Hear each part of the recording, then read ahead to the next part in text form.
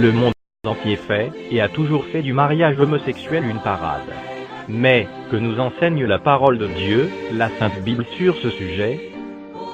Car la question aujourd'hui est de savoir quelle est la pensée du Créateur et non celle de la créature concernant ce péché, que les hommes veulent à tout prix convertir en style de vie normal et approuvé de tous.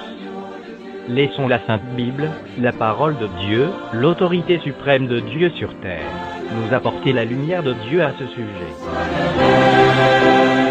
Tu ne coucheras point avec un homme comme on couche avec une femme, c'est une abomination.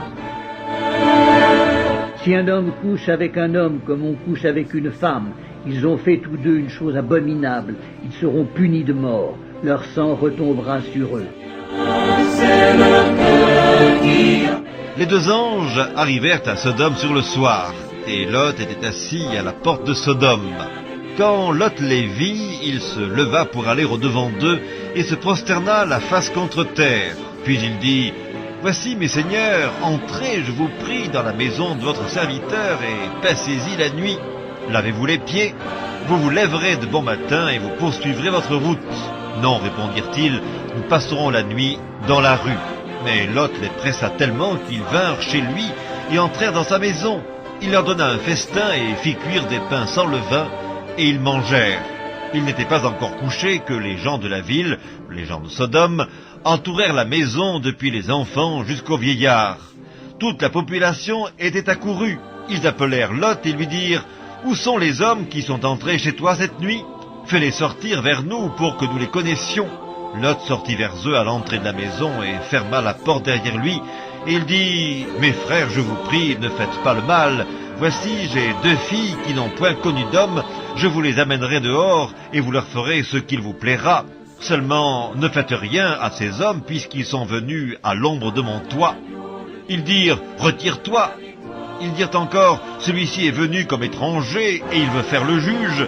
Eh bien, nous te ferons pire qu'à eux. » Et pressant Lot avec violence, ils s'avancèrent pour briser la porte. Les hommes étendirent la main, firent rentrer Lot vers eux dans la maison et fermèrent la porte. Et ils frappèrent d'aveuglement les gens qui étaient à l'entrée de la maison, depuis le plus petit jusqu'au plus grand, de sorte qu'ils se donnèrent une peine inutile pour trouver la porte.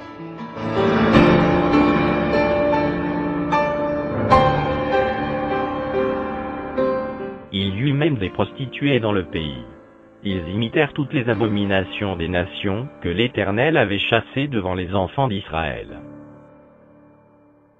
Il ôta du pays les prostituées, et il fit disparaître toutes les idoles que ses pères avaient faites. Le jugement de Dieu sur les générations précédentes et futures qui se sont livrées, et qui se livreront à ce péché d'homosexualité.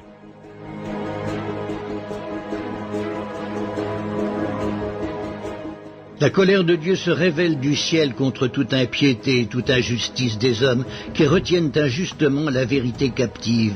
Car ce qu'on peut connaître de Dieu est manifeste pour eux, Dieu le leur ayant fait connaître. En effet, les perfections invisibles de Dieu, sa puissance éternelle et sa divinité, se voient comme à l'œil depuis la création du monde, quand on les considère dans ses ouvrages. Ils sont donc inexcusables puisqu'ayant connu Dieu, ils ne l'ont point glorifié comme Dieu et ne lui ont point rendu grâce. Mais ils se sont égarés dans leurs pensées et leur cœur sans intelligence a été plongé dans les ténèbres. Se vantant d'être sages, ils sont devenus fous et ils ont changé la gloire du Dieu incorruptible en image représentant l'homme corruptible, des oiseaux, des quadrupèdes et des reptiles.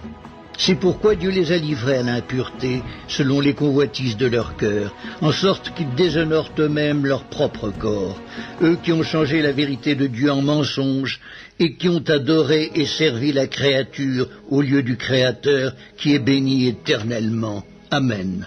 C'est pourquoi Dieu les a livrés à des passions infâmes, car leurs femmes ont changé l'usage naturel en celui qui est contre nature. Et de même les hommes, abandonnant l'usage naturel de la femme, se sont enflammés dans leurs désirs les uns pour les autres, commettant homme avec homme des choses infâmes, et recevant en eux-mêmes le salaire que méritait leur égarement.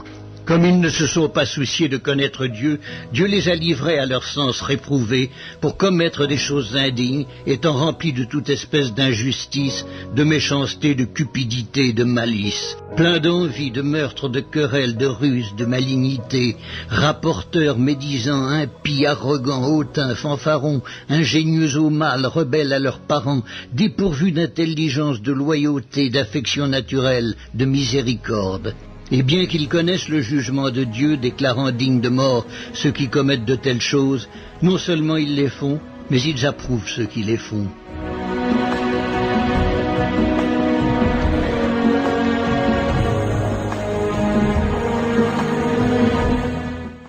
S'il a condamné à la destruction et réduit en cendres les villes de Sodome et de Gomorrhe, les donnant comme exemple aux impies à venir, et s'il a délivré le juste Lot, profondément attristé de la conduite de ces hommes sans frein dans leur dissolution, car ce juste, qui habitait au milieu d'eux, tourmentait journellement son âme, juste à cause de ce qu'il voyait et entendait de leur œuvre criminelle. Le Seigneur s'est délivré de l'épreuve, les hommes pieux, et réservé les injustes pour être punis au jour du jugement. Que Sodome et Gomorrhe, et les villes voisines, qui se livrèrent comme eux, à l'impudicité, et à des vices contre nature, sont donnés en exemple, subissant la peine d'un feu éternel. Ce qui arrivera du temps de Lot, arrivera pareillement. Les hommes mangeaient, buvaient, achetaient, vendaient, plantaient, bâtissaient. Mais le jour où Lot sortit de Sodome, une pluie de feu et de soufre tomba du ciel et les fit tous périr. Il en sera de même le jour où le Fils de l'homme paraîtra. Mais, eux, semblables à des brutes qui s'abandonnent à leur penchant naturel, et qui sont nés pour être prises et détruites, ils parlent d'une manière injurieuse de ce qu'ils ignorent, et ils périront par leur propre corruption, recevant ainsi le salaire de leur iniquité. Ils trouvent leur délice à se livrer au plaisir en plein jour. Hommes tarés et souillés, ils se délectent dans leur tromperie, en faisant bonne chère avec vous.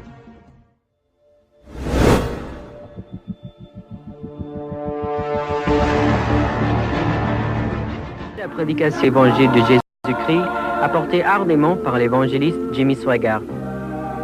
Des millions de gens sont atteints par nos émissions de télévision dans le monde, par nos croisades, par l'impression et la distribution de la littérature, l'édification d'églises et d'écoles bibliques, par nos missions et notre œuvre d'aide aux enfants. Ce programme a pour but de vous servir et de vous permettre de mieux connaître le Seigneur.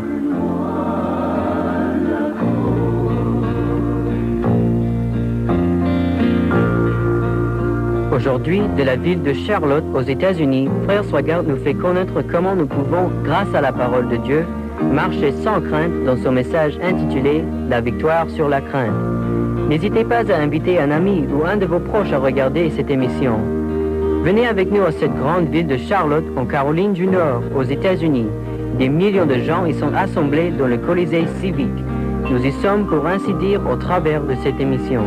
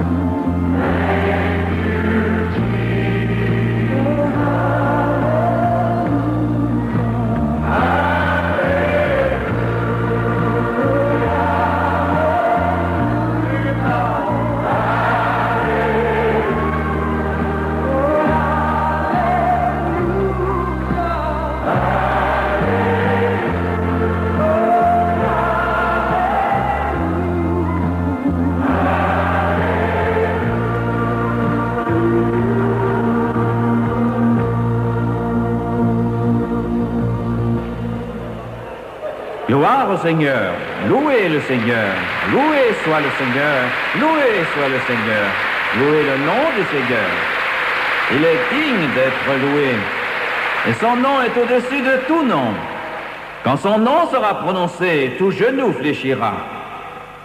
Je veux que vous preniez bien votre temps. Et au fait, si vous venez de nous rejoindre par la télévision, que ce soit au Brésil, Pérou, Équateur, Paraguay, Uruguay, Bolivie, République de Panama, El Salvador, Honduras, Haïti, Saint-Domingue, Guatemala, Philippines, Australie, Afrique, Canada et dans tous les États-Unis, nous vous accueillons à l'une des plus grandes villes qu'il y ait sur la terre, Charlotte, Caroline du Nord, où une foule de gens aiment Jésus et le servent de tout leur cœur. Alléluia.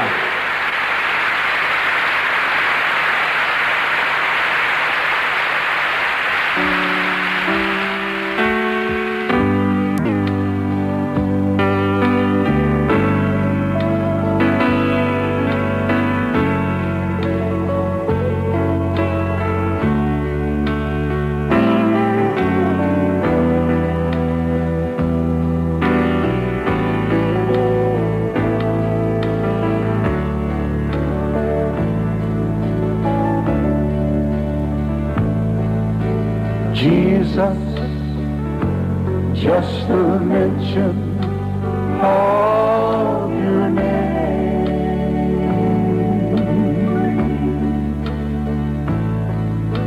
Flowers grow, the desert blooms again.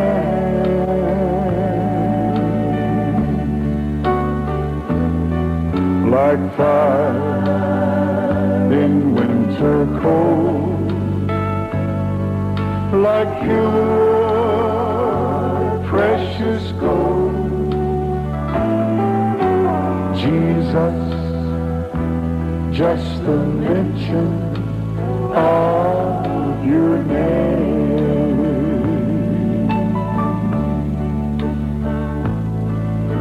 Jesus, just the mention of your name.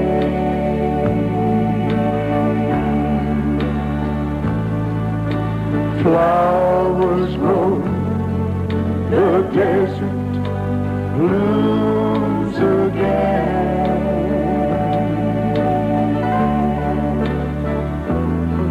Like fire in winter cold, like pure precious gold. Jesus, just the mention of your name.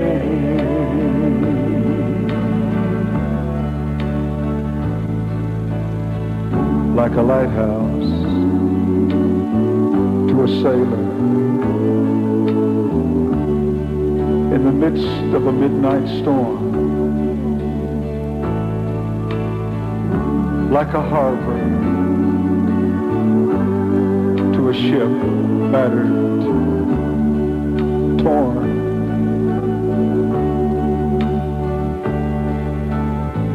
Like bread to a starving, hungry, empty heart,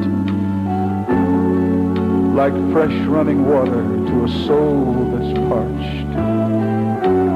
Jesus, just the mention of your name.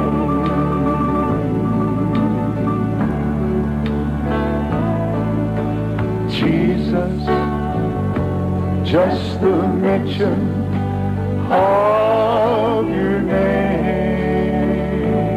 Thank you, Lord. Thank you, Master. Flowers grow, the desert blooms again.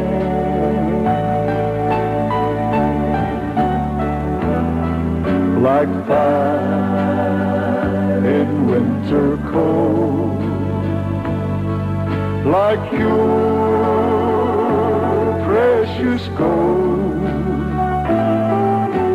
Jesus, just the mention of your name.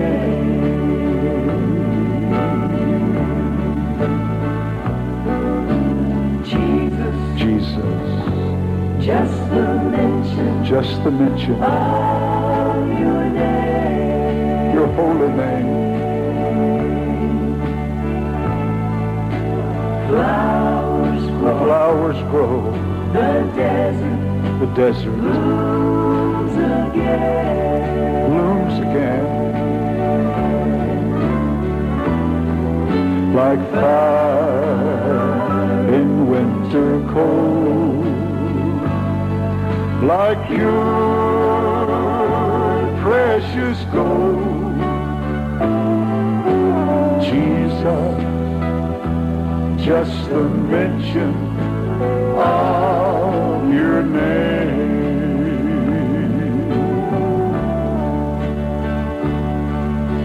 Jesus, just the mention of your name.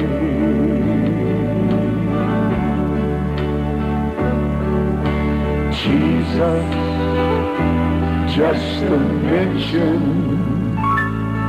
of your name.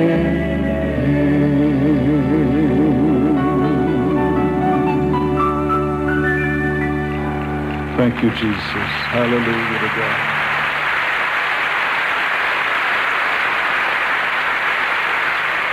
Le chant que Milo va chanter ce soir me rappelle des souvenirs. Ma famille est venue à Jésus, ne sachant rien de Dieu, un peu comme le dit ce chant que Milo vous apporte. Mesdames et messieurs, Milo Eric, l'église de campagne.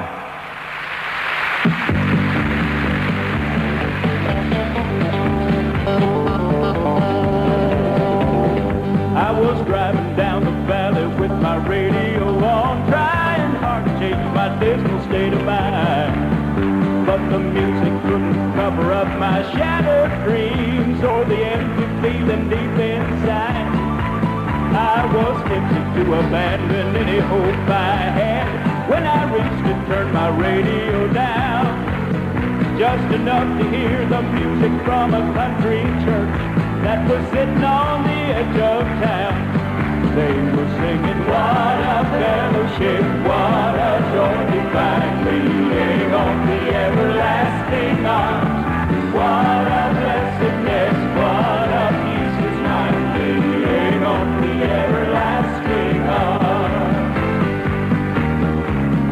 From the moment that I stepped inside that little country church, I felt a warmth I'd never felt before, and the glow of shining faces I couldn't understand, but it started something knocking at my door. Well, the parson wasn't talking about religion that day, 'cause the sermon hit my conscience like a knife. It was a heart-to-heart experience with God Himself that would change the whole complexion of my life. They were singing, power, power, wonder-working power, in the precious blood of the Lamb. There is power, power, wonder-working power, in the precious blood of the Lamb. Now I'm driving up the valley, feeling lighter than air. I can hardly keep her under 55, 'cause I got a taste of heaven in a country church where the folks are really coming alive. Something happened in that meeting on the edge of town, and it really blew my mind, 'cause it changed the whole complexion of my broken dream. It's the closest thing to heaven I can find. Now I'm singing, what a fellowship, what a joy divine, leaning on the everlasting arms. What a blessing.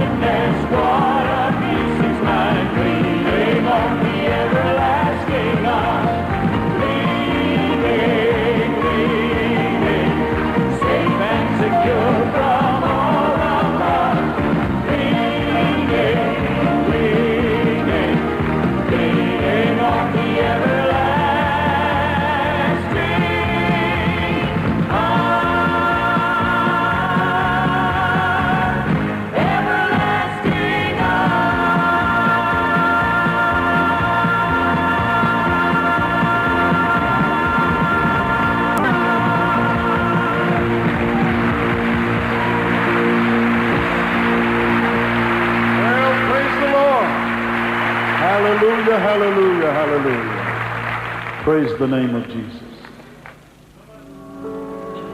And the Lord gave me beauty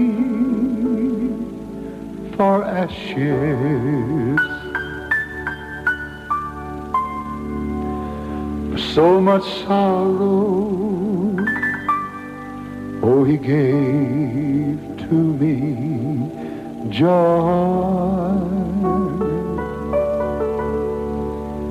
I was sad and oppressed, but he exchanged it for rest and for peace, thank God. Oh, this world can't destroy. Well, I traded my sins for salvation. I traded my load for relief. I obtained peace for my condemnation, and the joy of the Lord for my grief. I traded a life, oh, that was wasted, for a temple to dwell in, God's made.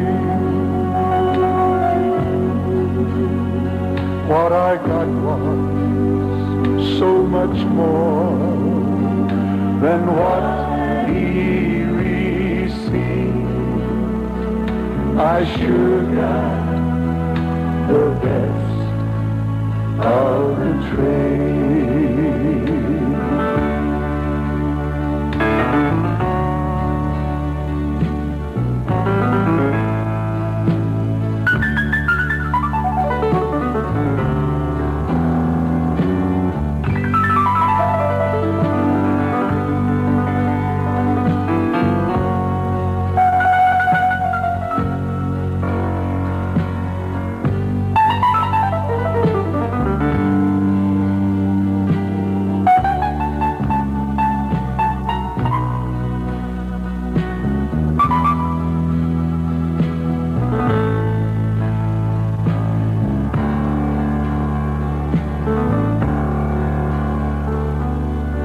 We were poor and really had nothing worth having.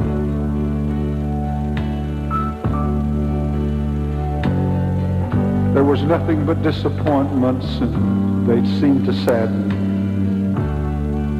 the life. Oh, but now I'm as rich as can be. Since that day he traded with me, he gave me a river of peace for my strife. I traded my sins for salvation. I traded the Lord for relief. I obtained peace for my condemnation. Yes, I did. Yes, I did. And the joy of the Lord for my grief. I traded a life that was wasted, thank God, yes I did, for a temple to dwell in God's made. Oh, what I got was so much more than what he received. I should have the best of the trade. I sure got, yes I did, the best of the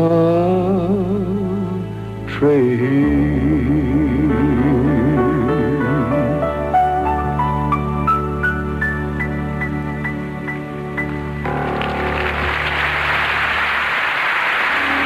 Et maintenant, depuis le Colisée civique en Charlotte, l'évangéliste Jimmy Swaggart nous fait savoir dans un message comment nous pouvons, grâce à la parole de Dieu, marcher sans crainte. Si vous avez votre Bible ce soir, ouvrons-la ensemble à la deuxième épître à Timothée. Nous lirons au premier chapitre. Je ne lis qu'un seul passage, un verset des écrits de l'apôtre Paul. Il a toujours été l'un des plus grands passages dans l'ensemble de la parole de Dieu, à mon avis, mais je pense qu'il paraît plus vrai maintenant qu'autrefois. 2 Timothée 1, 7, car ce n'est pas un esprit de timidité que Dieu nous a donné. Il parle de ses enfants, non des enfants du monde, ni de ceux de Satan. Car ce n'est pas un esprit de timidité qui nous a donné, mais de force, remarquez la terminologie, d'amour et de sagesse. Je prendrai pour sujet aujourd'hui la victoire sur la crainte. Voilà une expression bien simple en fait. Depuis l'aube des temps, la crainte a été notre lot, au point que nous comprenons mal les conséquences de son danger. Elle est la cause, l'origine de tant de difficultés, chagrin, peine, anxiété, de tant de maladies qui affectent les cœurs, les vies de l'humanité, la crainte. La parole de Dieu peut vous donner de vaincre la crainte. Inclinons nos têtes et prions. Père Céleste, alors que nous annonçons ta parole, nous le faisons au nom de Jésus, accorde-nous ton aide. Aide-nous à ne pas déformer ta parole. Aide-nous, ô Dieu, à proclamer ton nom puissant. Aide-nous à prêcher. Aide-nous à dire, à faire ce que tu désires et rien d'autre. Maintenant, je te demande de venir oindre ces gens pour entendre et recevoir ta parole qui peut sauver leur âme. Je te demande tout cela dans le nom de Jésus et tout le monde dit Amen et Amen.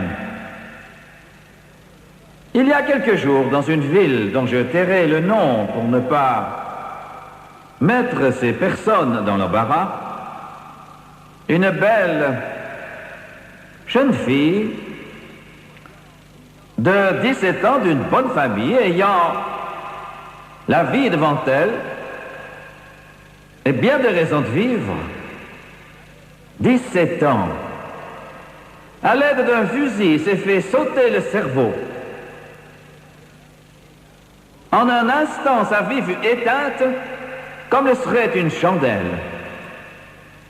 Son corps était dans un tel état qu'on ne put ouvrir le cercueil. La balle alla se loger dans la maison des voisins. À chaque minute qui passe aux États-Unis et ailleurs comme chez vous, qui regardez cette émission à la télévision, il en est de même. Quelqu'un tente de se suicider. Jeunes ou vieux, nous voyons de nos jours des moins de 13 ans qui sautent la vie. De petits garçons, de petites filles de 9, 10, 11, 12 ans pointent le canon d'une arme à leur tête et avalent des comprimés et se suppriment. À chaque minute, toutes les 60 secondes, quelqu'un essaie de mettre fin à ses jours. Maintenant, la situation est devenue si déprimante, si horrifiante, que ces individus pensent qu'ils ne peuvent plus s'en tirer, ne peuvent plus faire face, ont le sentiment de ne pas pouvoir continuer et pensent qu'il vaut mieux en finir. Quand une personne en arrive à cet état de dépression nerveuse, elle se trouve dans une telle mélancolie qu'elle ne peut plus supporter de vivre l'amour, le Seigneur, sont hors de portée, elle ne voit que ténèbres, elle ne peut aller plus loin. Voilà l'essentiel de ce dont je veux parler ce soir. Voilà jusqu'où les choses dont je vais parler peuvent conduire un individu, et l'élément de base de ces infâmes, et l'élément de base de ces infâmes ténèbres de perdition, c'est la crainte. Les psychiatres lui donnent bien des noms. Ils ont, disent-ils, catalogué 218 sortes de craintes. Le genre de crainte dont je parle qui entraîne un individu à la perdition, qui enlève la joie de vivre à des millions de gens, tout individu et chacun de vous qui m'écoutez à la télévision l'avait expérimenté un jour ou l'autre. Ce genre de crainte détruit, mais il y a une autre sorte de crainte qui est parfaitement saine. Elle est de Dieu. C'est la crainte de Dieu, le respect, le saint respect pour Dieu. Toute personne au monde devrait l'avoir, doit l'avoir. Il y a une autre sorte de crainte que nous connaissons dès l'enfance. On pourrait dire à son sujet qu'elle est un certain respect des choses qui peuvent nous faire du tort.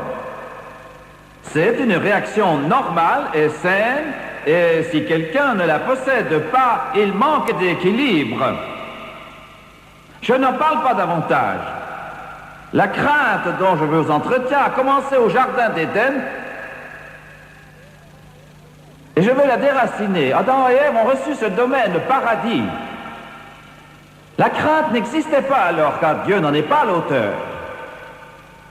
Il n'y avait aucune trace de cette crainte servile, cette anxiété qui enserre le cœur, cette mélancolie, cette dépression, découragement aigu, dépression.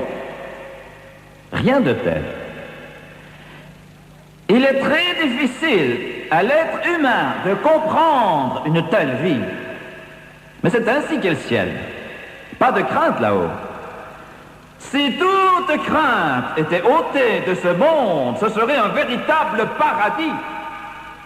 Un jour, cela arrivera, au retour de Jésus. Un jour, nous apprécierons ce royaume de parfaite sérénité, de paix parfaite. Plus de crainte. Mais Adam et Ève ont chuté. Je résume, ils ont chuté. Certains ne le savaient pas, mais les premières paroles qu'a prononcées Adam après avoir chuté, chose curieuse, maintenant, écoutez-moi bien. La première chose qui soit sortie de sa bouche, il se cachait de Dieu. Le cordon ombilical de sa relation à Dieu étant brisé, Dieu s'enquiert de l'homme, Dieu s'inquiète au sujet de l'homme. Il le cherche. Ayant trouvé Adam, il lui posa cette question dont il connaissait pourtant la réponse. « Adam, où es-tu » Adam répondit, « J'ai eu peur. » Pensez-y. Voilà une réaction tout à fait différente, un esprit différent de ce qu'Adam avait connu auparavant. « J'ai eu peur. »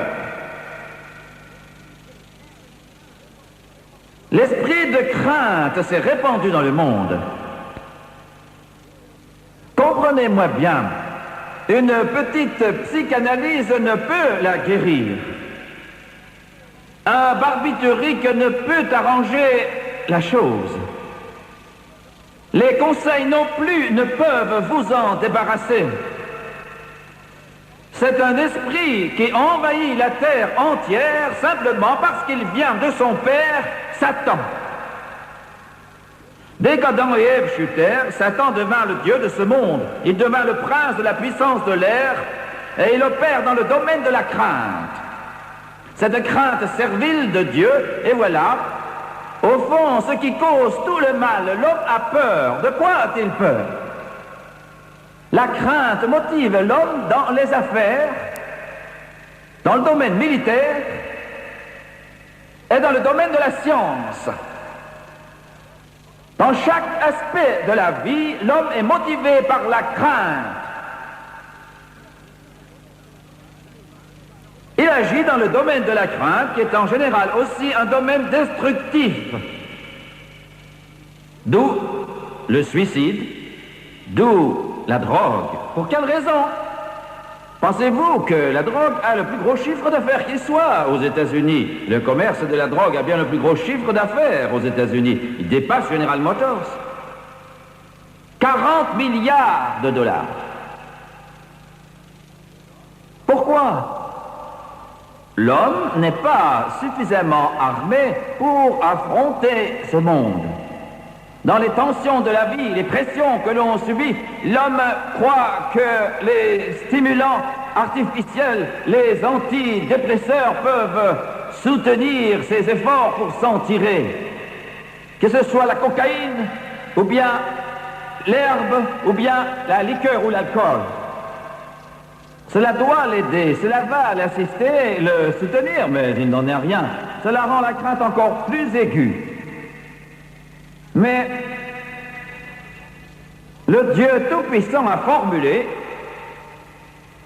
une loi contre la crainte en faveur de ses enfants. Les incroyants n'en connaissent rien. Je ne peux rien vous prescrire si vous ne connaissez pas Jésus. Ceux qui me voient à la télévision, qui ne sont pas sauvés, qui ne connaissent pas le Seigneur, vous pouvez essayer tout ce que vous voulez comme la thérapie de groupe ou la psychothérapie. Vous pouvez essayer toutes les lubies en vogue et appliquer tous vos efforts, mais la crainte ne partira pas. Pas du tout.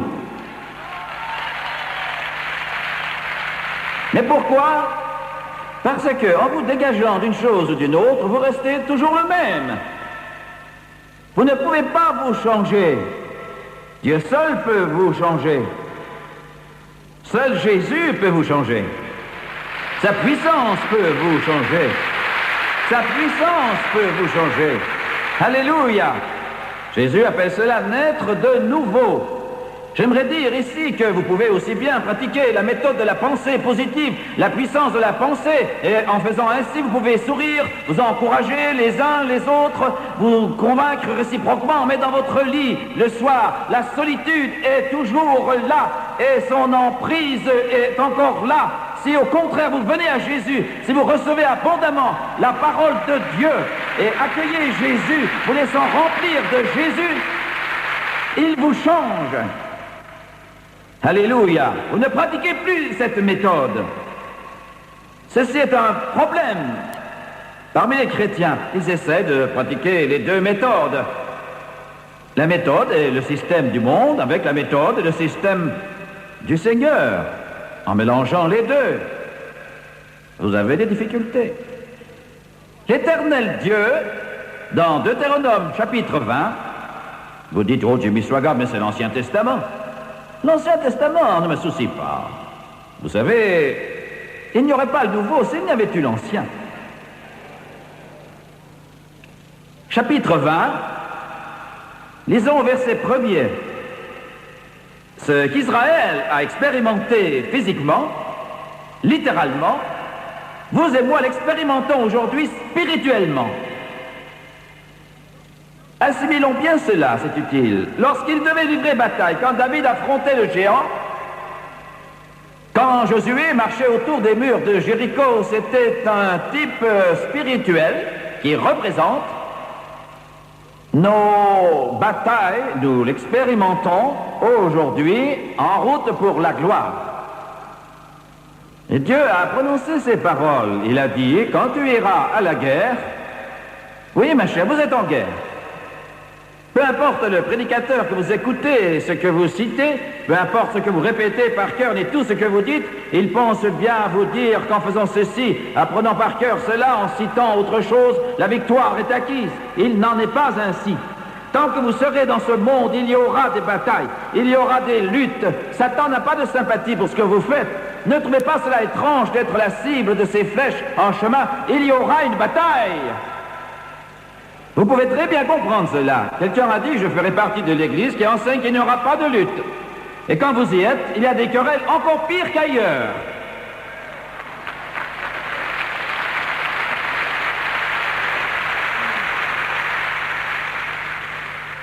Cela est un fait.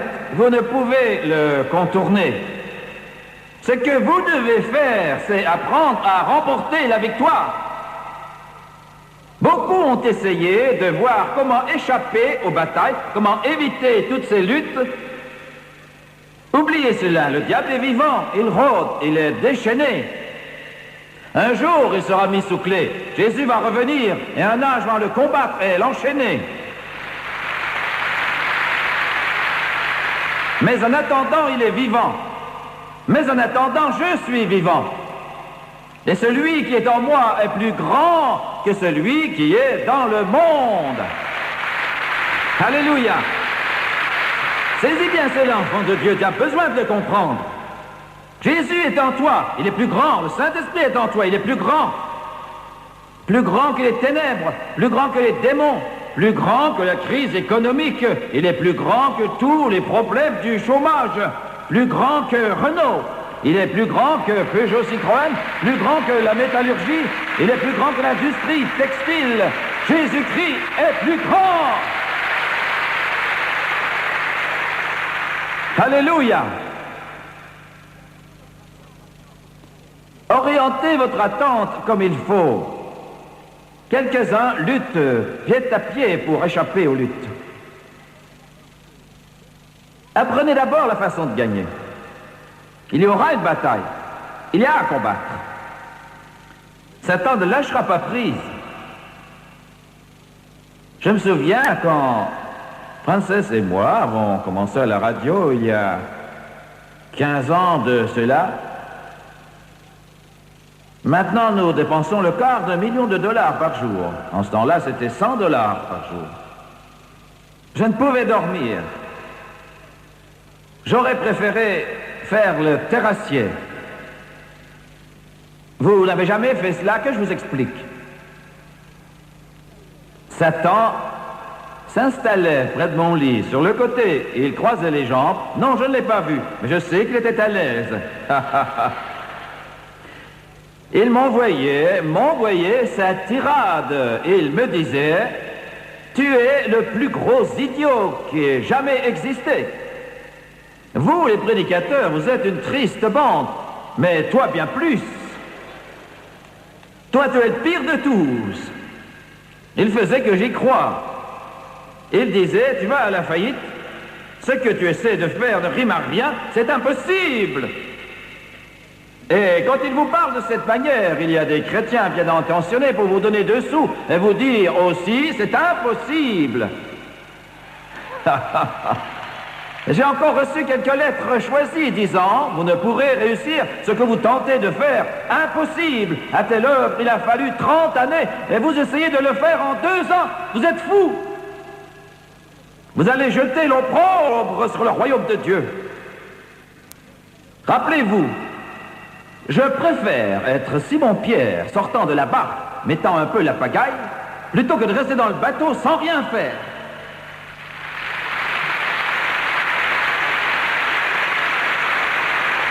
Gloire!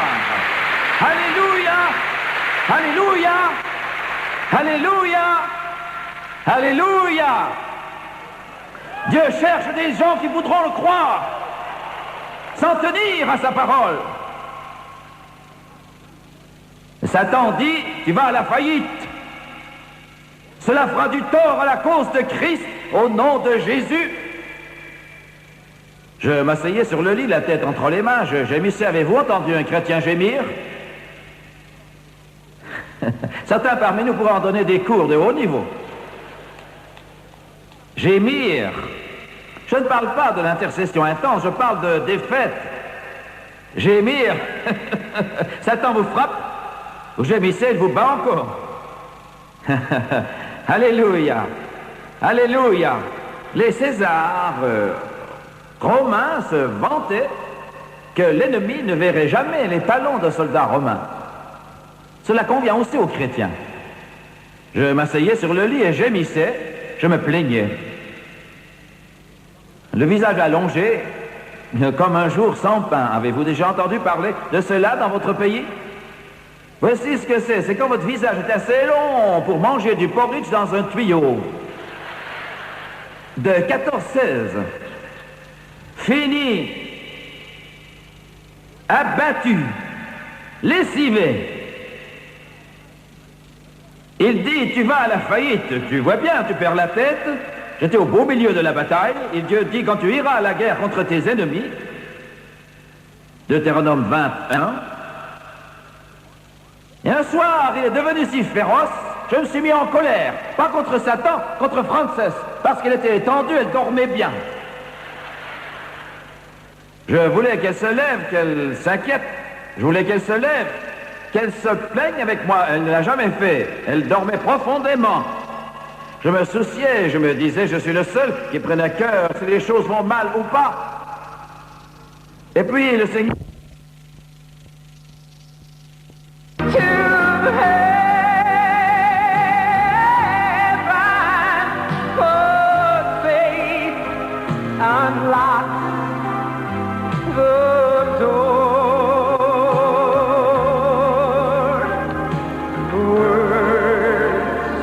So easily spoken,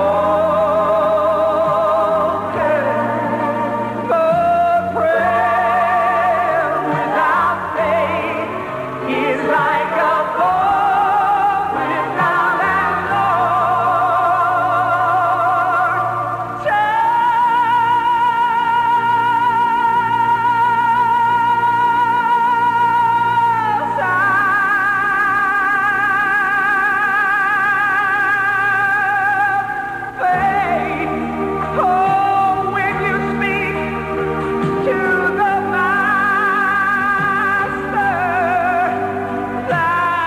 oar. That's all he asks you for. Prayer is the key to heaven. Oh, but faith unlocks the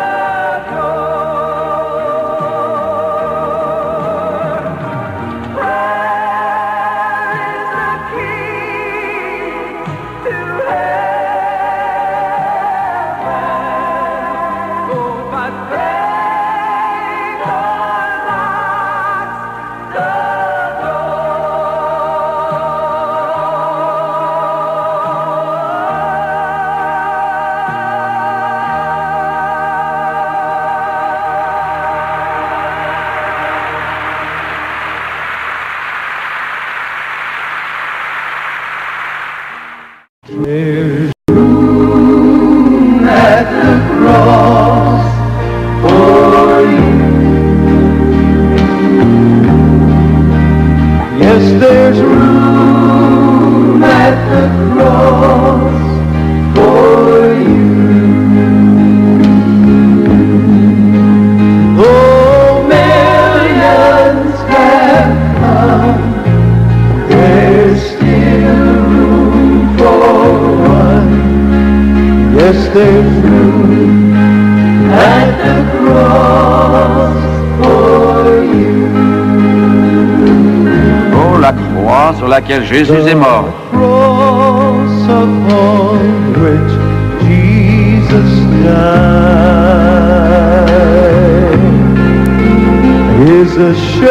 Elle est un abri. Tous peuvent y venir. And its grace so free is sufficient for me, and deep is its fountain as wide as the sea. Chantez-le. There's room at the cross for you. Yes, there's room at the cross for you. Though millions have come, there's still room for one. Yes, there's room at the cross for you.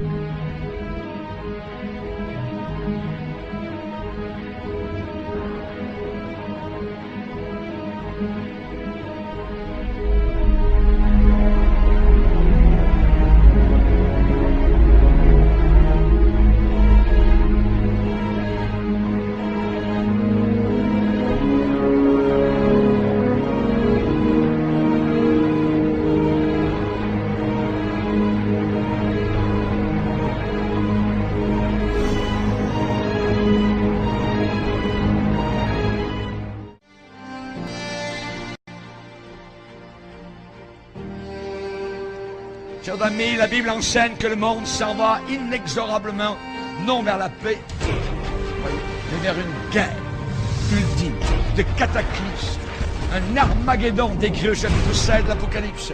Et avant d'arriver au paroxysme de cet holocauste, les choses iront en se détériorant, les choses vont aller de mal en pire, le monde s'enfoncera toujours de plus en plus dans le chaos, la confusion et le péché. Plus on approchera de la fin, les guerres vont augmenter. Le taux de criminalité va monter en flèche. Les crises économiques seront de plus en plus graves. Les catastrophes naturelles sans précédent, tremblements de terre, inondations, famine, épidémies, pestilences, tout cela a été décrit dans la parole du Seigneur.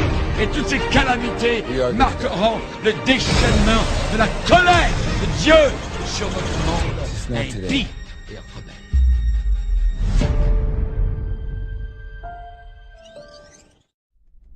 Quelle est la volonté de l'Éternel Dieu créateur, notre Seigneur et grand Dieu incarné Jésus-Christ?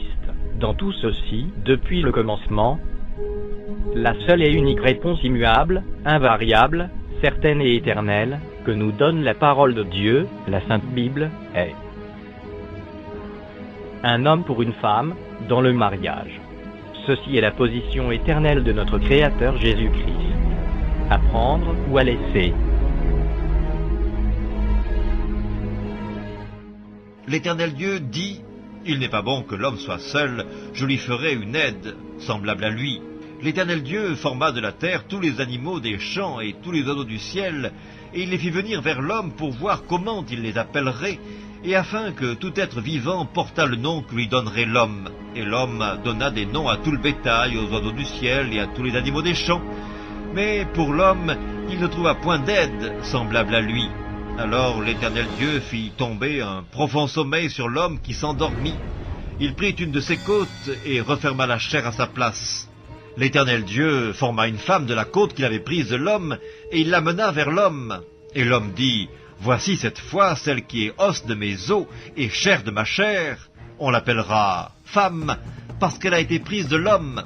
C'est pourquoi l'homme quittera son père et sa mère, et s'attachera à sa femme, et ils deviendront une seule chair. »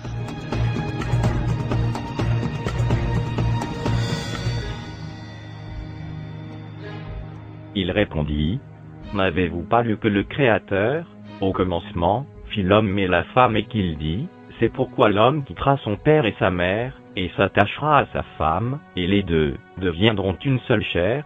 Ainsi ils ne sont plus deux, mais ils sont une seule chair. Que l'homme donc ne sépare pas ce que Dieu a joint. Pour ce qui concerne les choses dont vous m'avez écrit, je pense qu'il est bon pour l'homme de ne point toucher de femme. Toutefois, pour éviter la pudicité, que chacun ait sa femme et que chaque femme ait son mari. Que le mari rende à sa femme ce qu'il lui doit et que la femme agisse de même envers son mari. Je suis venu comme une lumière dans le monde, afin que quiconque croit en moi ne demeure pas dans les ténèbres. Si quelqu'un entend mes paroles et ne les garde point, ce n'est pas moi qui le juge, car je suis venu non pour juger le monde, mais pour sauver le monde. Celui qui me rejette et qui ne reçoit pas mes paroles a son juge. La parole que j'ai annoncée, c'est elle qui le jugera au dernier jour. Car je n'ai point parlé de moi-même, mais le Père qui m'a envoyé m'a prescrit lui-même ce que je dois dire et annoncer. Et je sais que son commandement est la vie éternelle. C'est pourquoi les choses que je dis, je les dis comme le Père me les a dit.